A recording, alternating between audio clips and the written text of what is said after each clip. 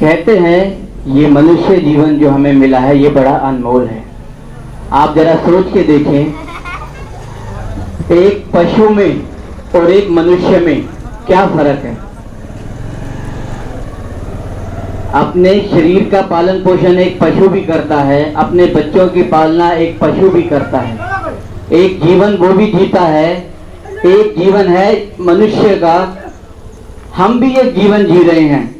तो हमारे अंदर और एक पशु के अंदर अंतर क्या है, जरा वो कभी सोच के देखा है। हम प्यार से भगवान को याद कर सकते हैं, हम नेक काम कर सकते हैं, हम अच्छा बुरा सोच सकते हैं, परंतु आज के समय में मनुष्य का जीवन जो है आप देखेंगे पशुओं से भी बदतर होता जा रहा है। लोग कहते हैं, ताने मारते हैं, जब तुमसे तो अच्छे ये जानवर ही हैं, तुमसे तो अच्छे ये जानवर ही वफादार हैं, है कि नहीं। तो ऐसा क्या हो गया है कि दिन प्रतिदिन हम भगवान को याद तो कर रहे हैं, ऐसा नहीं है कि हमारी भावनाओं में कमी है, भक्ति बढ़ रही है दिन प्रतिदिन, परंतु फिर भी आज मनुष्य नीचे गिरता क्यों जा रहा है। गीता, कुरान, बाइबल सब धर्मशास्त्र पढ़ रहे हैं, पूजा पाठ, हवन, जप, तप, व्रत सब कर रहे हैं, गंगा मैया में डुबकी भी लगा रहे हैं, सब कर रहे हैं, परंतु फिर भी आज हम जो हमारा जीवन होना चाहिए सुखी जीवन वो नहीं है। ऐसा कारण क्या है।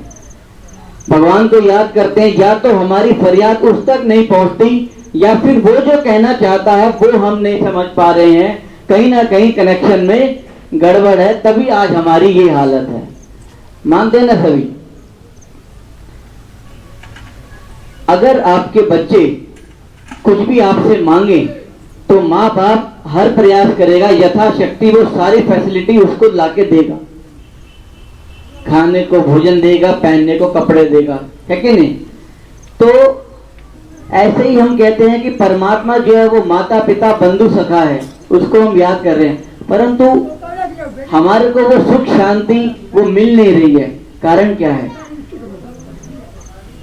चाहे शिव के मंदिर चले जाएं, चाहे हम कृष्ण जी के मंदिर चले जाएं, चाहे नवरात्रि शुरू हो गया, देवी माँ की आराधना करें, कुछ भी करें, फिर भी खाली के खाली हम क्यों महसूस करते हैं।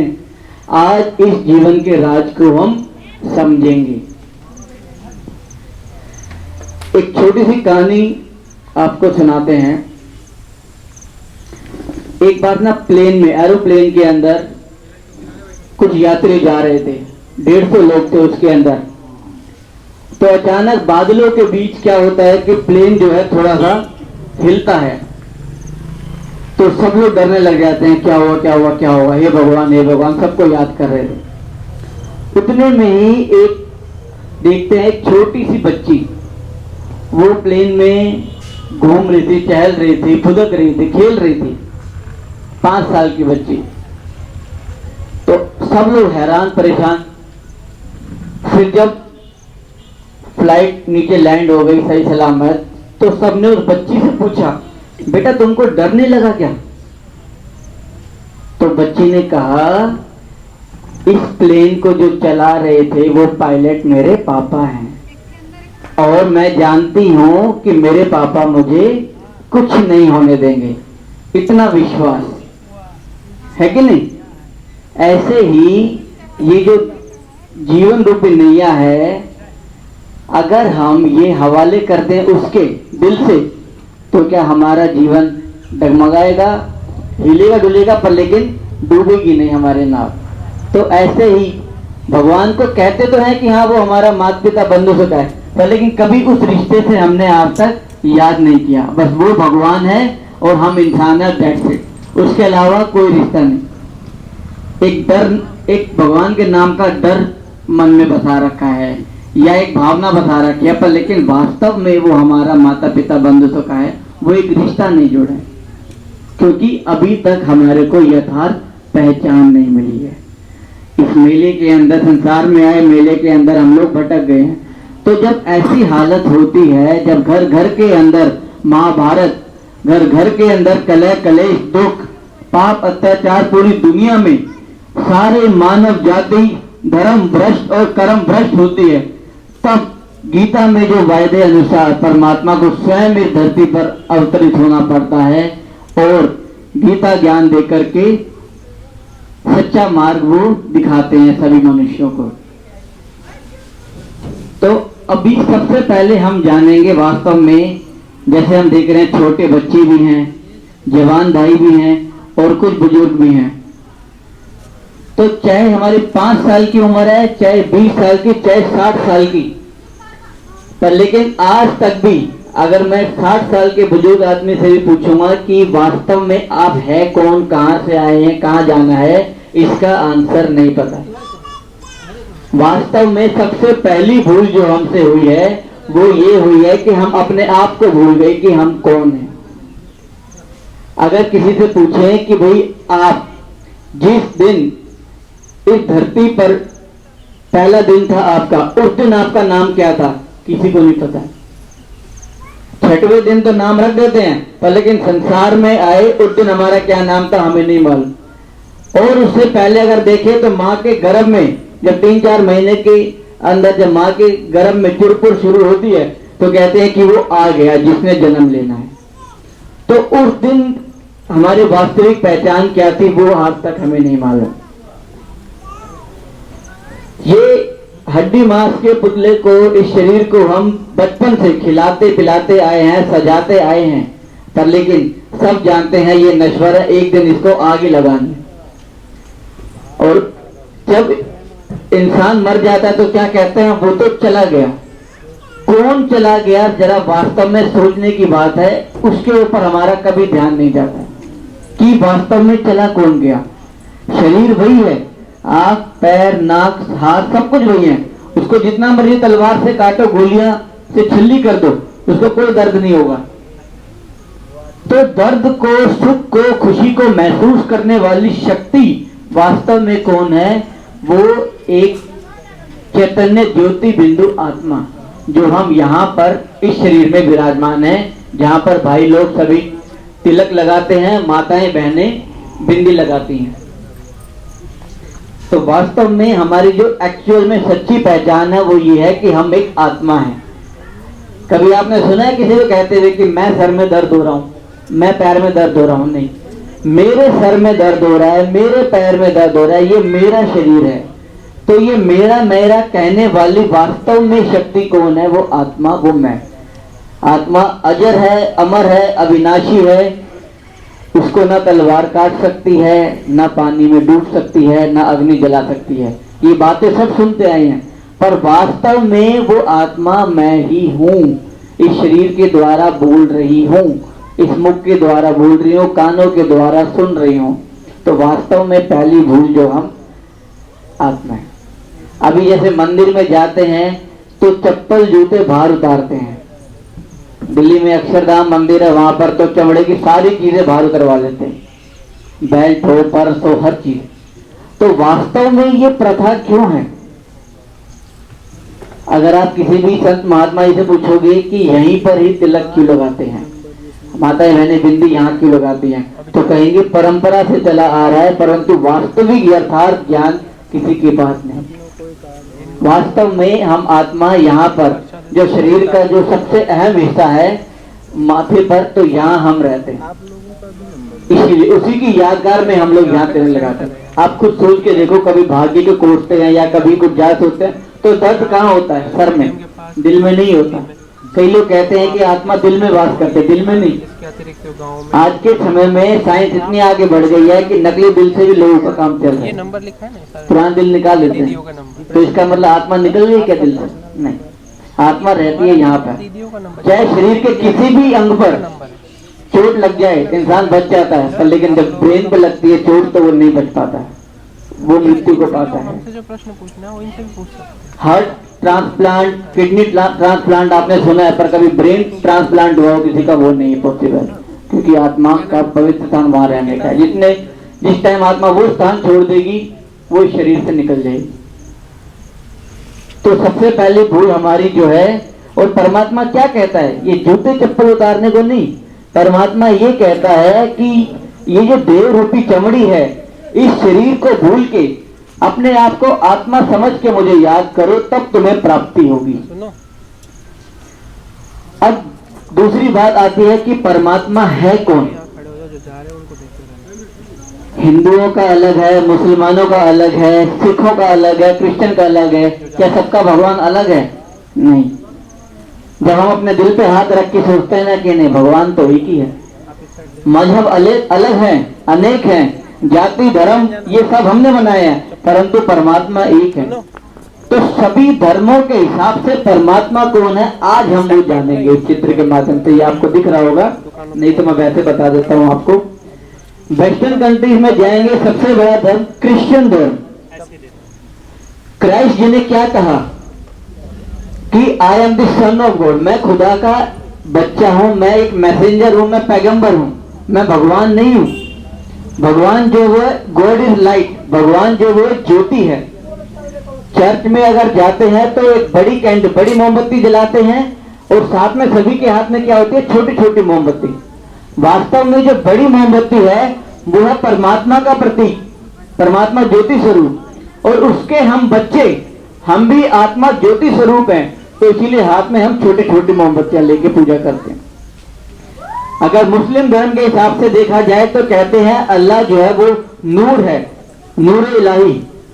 नूर माना प्रकाश। मक्का में जो संगे अफसल पत्थर है जिसको वो कहते हैं कि वो खुदा ने फेंका था, वो भी आप देखेंगे गोल करके है और एक बिंदु है। तो यादगार क्या है कि वो परमात्मा जो है वो ज्योति स्वरूप है और निराकार है। अगर सिख धर्म के हिसाब से भी देखें तो परमात्मा जो है एक ओंकार निराकार सतनाम वाहिगुरु, परमात्मा जो है वो निराकार है। और हिंदू धर्म में आप चाहे अमरनाथ चले जाओ, चाहे सोमनाथ चले जाओ, चाहे रामेश्वरम जो राम का भी ईश्वर है, गोपेश्वरम जो श्री कृष्ण का भी ईश्वर है, वो परमात्मा ज्योति स्वरूप। गीता आप सबने पढ़ी होगी, जब अर्जुन ने कहा कि मुझे आप अपना असली वास्तविक स्वरूप दिखाओ, तो भगवान ने क्या कहा कि तुम इन चक्षुओं से मुझे नहीं देख सकते, मैं तुम्हें दिव्य नेत्र देता हूं। जब परमात्मा ने दिव्य नेत्र दिए और उसको साक्षात्कार कराया तो अखंड ज्योति स्वरूप का साक्षात्कार हुआ कि ये मैं हूं। तो गीता में भी आप देखेंगे तो साफ साफ परमात्मा ने अपनी वास्तविक पहचान दी है कि मैं निराकार ज्योति स्वरूप हूं। तो परमात्मा जो है सभी धर्मों के हिसाब से वो ज्योति स्वरूप है और उसके हम सभी बच्चे भी एक छोटे से ज्योति स्वरूप। एक बार की बात है, एक राजा नदी के किनारे सैर करने जा रहा था। कुछ सैनिक थे, सेनापति भी थे, मंत्री भी उनके साथ थे। तो अचानक राजा देखता है कि नदी के किनारे कुछ सैनिक उसके बच्चे को नहला रहे थे और देखते ही देखते उसका बच्चा जो है उनके हाथ से छूट जाता है और नदी में बहने लगता है। राजा जो है फटाफट भागा भागा जाता है और नदी में छलांग लगा देता है अपने बच्चे को बचाने के लिए, और राजा को तैरना नहीं आता है। कुछ ही समय बाद सैनिक राजा को भी बचा लेते हैं और बच्चे को भी बचा लेते हैं। मंत्री जी पूछते हैं, राजा साहब आपका बच्चा डूब रहा था, आपके पास मंत्री था, सेनापति था, सैनिक थे, आप क्यों अपनी जान जोखिम में डाल के उस बच्चे को बचाने गए? आप हमें हुक्म करते, हम तुरंत बचा लाते। तो राजा ने क्या कहा, मंत्री वो मेरा बेटा है, मेरे सीने में भी बाप का दिल है। एक पिता कैसे देख सकता है कि मेरा बच्चा डूब रहा हो और मैं यहाँ खड़ा खड़ा तमाशा देखूं और मैं तुम लोगों पे भरोसा करके बैठ जाऊं हाथ पे हाथ रख के? नहीं, वो मेरा बेटा है, मैं खुद जाऊं। तो ऐसे ही जब कलयुग के अंत में जब हम सभी मनुष्य आत्माएं दुखी हो जाती हैं, धर्म के मार्ग से विचलित हो जाती हैं, कर्म से भी हम भ्रष्ट हो जाते हैं, तो ऐसे समय में वो परमात्मा के ऊपर बैठा बैठा देख के मुस्कुरा रहा होगा? नहीं, वास्तव में परमात्मा के आने का समय यही है। परमात्मा स्वयं आकर के ये दिव्य संदेश दे रहे हैं कि मेरे बच्चों मैं आ चुका हूं। और परमात्मा राजयोग सिखाते हैं। राजयोग एक ऐसा योग जिससे हमारे जन्म जन्म के पाप कर्म भस्म होते हैं, जिससे मनुष्य आत्मा राजाओं का राजा बनता है, नारी से श्री लक्ष्मी और नर से श्री नारायण बनाते हैं। आप सोच के देखो, अगर हम हरिद्वार गए हैं, गंगा मैया में डुबकी लगा रहे हैं, क्या किसी के पाप धुले आज तक? हम लोग भावनाओं में तो है कि हाँ भाई जय गंगा मैया की डुबकी लगाई और सोचे हमारे पाप धुल जाएंगे, पर दिल पे हाथ रख के आज बता दो, क्या किसी के पाप धुले हैं? कोई एक भी व्यक्ति है जिसका एक भी पाप धुल गया हो? पानी में स्नान करने से यदि पाप धुल जाए, सारे पुण्य आत्मा बन जाए, तो दिन रात जो इस तट पर बैठे हैं वो तो बहुत पुण्य आत्मा हुए। फिर वहां क्यों इतने अत्याचार भ्रष्टाचार फैला हुआ है? तो वास्तव में परमात्मा जो कहते हैं कि एक राजयोग, मेरी याद में ही वो शक्ति है जिससे तुम्हारे जन्म जन्म के पाप भस्म हो सकते हैं और किसी कर्म कांड से नहीं। तो यही एक दिव्य संदेश हम आपको देने आए थे। यहाँ पास में आपको भाई पैम्फलेट देंगे, पर्चा देंगे, उस पर्चे के अंदर आप देखेंगे सेंटर का एड्रेस है, यहाँ पर सेवा केंद्र है, आप पास में जाकर के राजयोग सीख सकते हैं। और 7 डेज का कोर्स होता है, आधा घंटा डेली। आप एक बार आप कोर्स कर लेंगे, फ्री ऑफ कॉस्ट होता है, कोई पैसे नहीं लगते हैं। तो एक बार आप सीख लेंगे तो आपका जीवन जो है एक सफल हो जाए। हम लोग यहाँ दिल्ली से आए हैं, वो किस लिए आए हैं? दिल्ली से हम लोग आप सबको यही मैसेज देने आए हैं कि परमात्मा जो है वो आ चुका है इस धरती पर और उसका ये कार्य चल रहा है। 140 से भी अधिक देशों में ब्रह्मा कुमारी संस्था के द्वारा परमात्मा का दिव्य कार्य चल रहा है मानव कल्याण हेतु। तो आप सभी भी सादर आमंत्रित हैं, उस सेवा केंद्र पर एक बार आए और ये राजयोग सीखें। वास्तव में देखा जाए तो अच्छा हर कोई बनना चाहता है आज के समय में, पर लेकिन अच्छा बनने की ताकत नहीं रही है।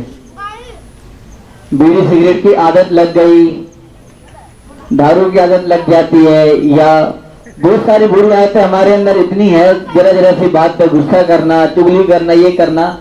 तो हम सब चाहते हैं छोड़ना पर छोड़ नहीं पाते। क्यों? कारण क्या है? क्योंकि आज अच्छा बनने की ताकत हम लोगों के अंदर नहीं रही है, उस सत्य के मार्ग पर चलने की ताकत नहीं रही है। वो ताकत मिलेगी कहां से? वो मिलेगी एक सच्चे ईश्वर से, परमात्मा से, भगवान से। तो उसके साथ जो हमारे सर संबंध है, उससे संबंध को निभाते हुए जब हम याद करेंगे तो प्राप्ति भी होगी। जैसे 2 तार हैं, एक तार पे रबड़ चढ़ा हुआ है, एक पे नहीं चढ़ा हुआ, तो क्या करंट पास होगा? बिल्कुल नहीं होगा। तो ऐसे ही जब तक हम ये मिट्टी के पुतला ये अपने आप को देह समझते हैं, शरीर समझते हैं, तब तक उस तक हमारी फरियाद पहुंचती नहीं है। तो सबसे पहला तो जो आपको बताया, हम आत्मा हैं, तो अपने आप को आत्मा निश्चय करके फिर परमात्मा को याद करेंगे तो प्राप्ति अवश्य होगी। एक बार अगर आपके मुंह में मिश्री के 4 दाने डाल दें तो मिठास का अनुभव सबको होगा। कोई एक भी व्यक्ति ये नहीं कहेगा कि चीनी मिश्री जो है कड़वी होती है। अगर 1 लाख लोग भी सामने खड़े होंगे ना, कहेंगे कि चीनी और मिश्री के दाने जो है वो कड़वे होते हैं, आप नहीं मानोगे। क्यों? क्योंकि आपने अनुभव कर लिया, एक्सपीरियंस कर लिया। तो वैसे ही एक बार जब आप राजयोग सीखते हैं, उसको अनुभव करते हैं, तो आपको पता चलता है कि हाँ, ये वास्तव में ये शक्ति है वो परमात्मा की है और किसी मनुष्य आत्मा में वो शक्ति नहीं है। ऐसी कोई दुकान आज के समय में नहीं है पूरे संसार में जहां मैं आपको बोलूं कि 2 किलो खुशी, 2 किलो शांति आप खरीद के ला के दे दो। आप मुझसे 2000 रुपये ले लो, 1 किलो शांति ले आओ घर में, नहीं मिलेगी। वो मिलेगी तो सिर्फ एक परमात्मा है, और उसी को हम नहीं याद कर पाते हैं। आज मनुष्य जो है सुबह मोटर चालू होती है उठने से और रात तक दिन भर की भाग दौड़ करता रहता, रात को आकर के हार थक के सो जाता है। घर में गाड़ी है, घर है, बीवी, बच्चे, सोफे, सारे सुख सुविधाएं हैं, फिर भी कहेगा मुझे शांति चाहिए, मुझे खुशी चाहिए। आज अपनों का प्यार नहीं रहा। तो वो क्या है, हम खाली हो चुके हैं। इसीलिए तो खाली मटके को अब भरेगा तो वो एक परमात्मा, पिता परमात्मा ही उस मटके को भरेगा। जब भगवान ने हमें धरती पर भेजा था तो हम हर चीज से भरपूर थे। भारत जो है वो देवी देवताओं की दुनिया कहलाता था, सोने की चिड़िया कहलाता था, स्वर्ग कहलाता था। आज सतयुग के बाद आया त्रेता युग, द्वापर युग, कलयुग, आज आप देख रहे हो हमारी सबकी क्या हालत होती है। फिर से अब जैसे रात के बाद दिन आना निश्चित है, ऐसे ही कलयुग के बाद सतयुग आना भी निश्चित है। और वो स्वर्ग यहीं इसी धरती पर ही आएगा, कहीं अलग से कोई दूसरे ग्रह पर स्वर्ग नहीं लटका हुआ है। तो पिता परमात्मा यही कहते हैं कि अभी थोड़ा समय जो बचा है, इसमें मुझे निरंतर याद करके अपने जीवन को हम सफल बना लें। तो यही एक सुंदर मैसेज आपको देना था। आप सभी सादर आमंत्रित हैं। जो सेवा केंद्र है हमारा आपके पास में सिमरिया में भी है और सिद्धि में भी है। तो जो पैम्पलेट दिया उस पर एड्रेस है, फ़ोन नंबर भी है, तो वहाँ पर आप कभी भी आ सकते हैं। तो आप सभी का स्वागत है।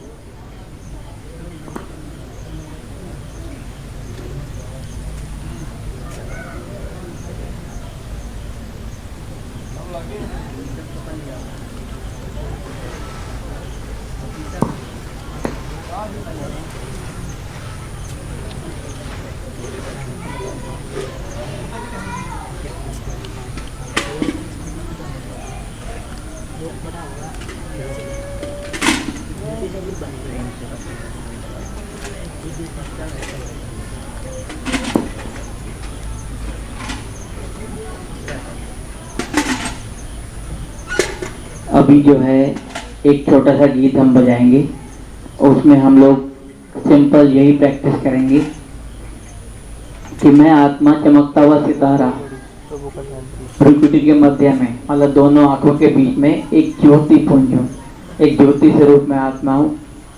और मेरा जो पिता परमात्मा है वो शिव, वो भी एक ज्योति स्वरूप है, एक बड़ी ज्योति के रूप में हम याद कर सकते हैं। और उससे निरंतर जैसे बारिश होती है तो हम लोग क्या महसूस करते हैं, हम भीग रहे हैं या पानी की वर्षा हो रही है, ऐसे ही हम देखेंगे आज जो है वो परमात्मा शांति का सागर, प्रेम का सागर, उसकी किरणें मुझ आत्मा पर, शरीर पर नहीं, मुझ आत्मा पर निरंतर बरस रही हैं। और हम सच्ची सुख, शांति, प्रेम की अनुभूति करेंगे 2 मिनट। जैसे आप सभी यहाँ पर इसी गांव में रहते होंगे, है ना, तो जो हमारे जो सेंटर हैं, सेवा केंद्र हैं, वहाँ पर जो बहनें रहती हैं, तो यदि आप लोगों की इच्छा हो, जैसे आप हम देखा काफ़ी ध्यान से आप सुन रहे हैं, आपको अच्छा भी लग रहा है, और ये ज्ञान ऐसा है जिससे हमारी जन्मों जन्मों की प्यास बुझती है। तो आप लोग चाहेंगे तो हम लोग तो जैसे दिल्ली से आए हैं 3-4 दिन के लिए, तो हम लोग तो सेवा करके चले जाएंगे, पर लेकिन जो आपको ये पर्ची दिए, इस पे जो नंबर है, वहाँ पर दीदी को फ़ोन करके आप ये बोल सकते हैं कि यहाँ पर भी डेली आधा 1 घंटे का सत्संग हो। तो हफ्ते में 3 दिन, 4 दिन या 2 दिन आ करके, या डेली भी गीता पाठशाला यहाँ खोल सकते हैं। तो यहाँ पर आप लोगों के लिए दीदी बहनें आ जाएंगी और आपको कोर्स भी यहाँ करा सकती हैं, और आप लोगों को ज़्यादा दूर भी नहीं जाना पड़ेगा। उससे क्या होता है कि एक हिम्मत का कदम आप में से किसी एक सज्जन व्यक्ति को उठाना होगा कि हाँ भी जो खुद से इच्छा जाहिर करे कि हाँ यहाँ पर भी सत्संग हो। डेली कोई पैसे नहीं होते हैं उसके, फिर से माइंड से आप निकाल दीजिएगा। ना कोई चढ़ावा होता है, जैसे मंदिर में भजन कीर्तन में जाते हैं, कोई चढ़ावा नहीं, कुछ नहीं, सिर्फ और सिर्फ परमात्मा का ज्ञान और योग, ये 2 ही चीज़ें यहाँ पर आपको मिलेंगी, तीसरी कोई चीज़ें नहीं मिलेंगी। ये सब धर्म, जाति, रंग, रूप, भेद से ऊपर उठी हुई एक संस्था है जो महिलाओं द्वारा संचालित है। तो आप में से कोई अगर कहेंगे तो यहाँ पर उचित स्थान होगा, या तो मंदिर में, या दोपहर गर्मी होती है तो किसी का घर हो, या कोई चौपाल हो, कुछ होते ना ऐसी जगह, तो वहाँ पर आप अपनी इच्छा जाहिर करेंगे। तो वहाँ पर बहनें आकर के या भाई आकर के आपको कोर्स भी यहाँ करा सकते हैं, और 2, 4, 8, 10 लोगों को आप जोड़ के इकट्ठा कर लीजिए, तो आपके यहाँ पर भी एक अच्छा सत्संग डेली शुरू हो सकता है। क्योंकि ये अच्छी बातें क्या है कि ये जीवन में डेली सुनने वाली चीज़ें हैं, तब जाके कुछ वो होता है। एक बार सुन के धूली झाड़ दी और हम परिवर्तन हो गए, ऐसा नहीं होता। जब तक आज के समय में हमारा मन को हमने इतना दूषित कर दिया है कि पूरे दिन भर फालतू की बातें ही सुनते रहते।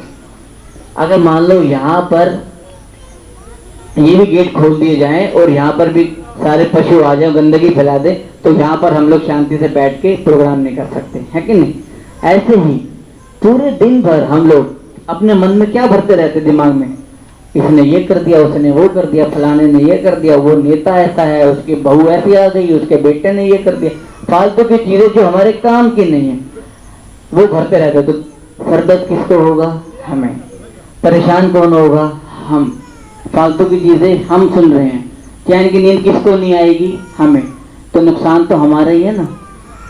तो जैसे एक बाल्टी में अगर खिचड़े की बाल्टी है और वो टूटी के नीचे रख दिया जाए, तो डेली डेली जब पानी जाएगा तो एक दिन ऐसा आएगा वो बाल्टी साफ हो जाएगी गंदगी भागने। तो ये ज्ञान जो है धीरे धीरे डेली हम सुनेंगे थोड़ा थोड़ा, तो हमारा जीवन परिवर्तन हो जाएगा और हम सुख चैन अमन की जो जिंदगी चाहते हैं वो हम वास्तव में अभी जी सकते हैं। और जो पैम्पलेट है, जो पीस ऑफ माइंड हमारा चैनल होता है टीवी पे, यूट्यूब पे देखते हैं, ये 24 घंटे कोई एडवर्टीजमेंट नहीं आती है। इसमें अच्छी बातें आप सुन सकते हैं, ज्ञान और योग की बातें होती हैं। तो वो आप सुबह शाम किसी भी टाइम आप वो चैनल पे भी सुन सकते हैं। ठीक है, तो आप सबसे मिलके पुनः हमें बहुत खुशी हुई और आप सबने सुना, उसके लिए भी आपका बहुत बहुत तहे दिल से धन्यवाद। Thank you. ओम शांति। और मुझे पूर्ण विश्वास है अगली बार आएंगे तो यहाँ पर गांव में एक गीता पाठशाला खुली हुई होगी। ठीक है, ओके। ओम शांति।